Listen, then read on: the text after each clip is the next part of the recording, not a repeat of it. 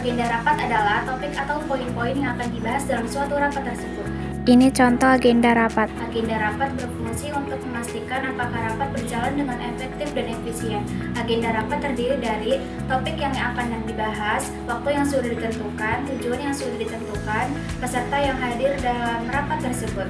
Dengan adanya rapat yang jelas, maka rapat akan berjalan dengan efektif dan efisien. Susunan acara rapat adalah langkah-langkah yang telah direncanakan dan dijadwalkan dalam suatu rapat. Ini susunan agenda rapat. Susunan acara rapat terdiri dari pembuka, pengenalan tujuan rapat, presentasi atau laporan, diskusi tanya jawab, pengambilan keputusan. Daftar hadir peserta rapat adalah dokumen atau catatan yang berisi nama-nama orang yang hadir dalam suatu rapat tersebut. Contoh daftar hadir peserta rapat. Daftar hadir peserta rapat biasanya digunakan untuk mencatat kehadiran siapa saja yang hadir dalam rapat tersebut, menghitung quorum, jumlah peserta yang hadir, mendokumentasikan kehadiran peserta.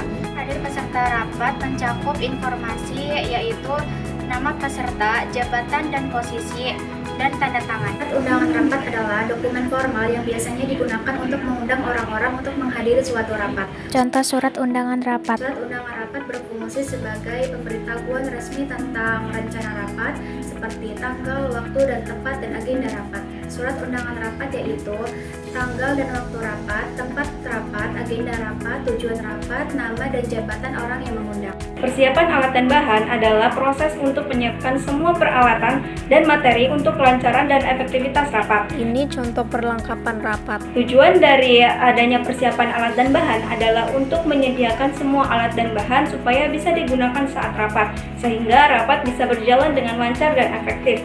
Contoh peralatan alat dan bahan dalam rapat, contoh peralatannya itu ada layar, komputer atau laptop, ada mikrofon dan sebagainya. Bahannya itu contohnya ada dokumen rapat, ada materi presentasi, ada ATK dan sebagainya. Denah rapat adalah rencana atau skema untuk menggambarkan tempat duduk, posisi peserta, penempatan peralatan dalam rapat. Dengan adanya denah juga dapat memastikan keberlangsungannya rapat dengan baik, dengan memperhatikan 3 faktor seperti penempatan peserta, penempatan peralatan, dan kenyamanan. Dengan adanya denah yang baik, maka rapat dapat berjalan dengan efektif dan efisien. Nah, ini contoh denahnya teman-teman. Di sini terdapat beberapa bagian. Di paling belakang ada papan tulis dan di depan papan tulis terdapat kursi pimpinan rapat.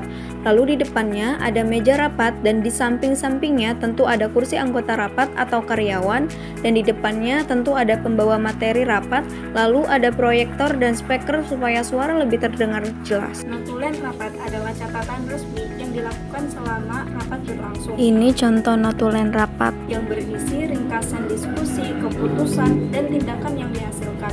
Notulen rapat juga berfungsi sebagai dokumentasi, sebagai alat pengingat, sebagai komunikasi.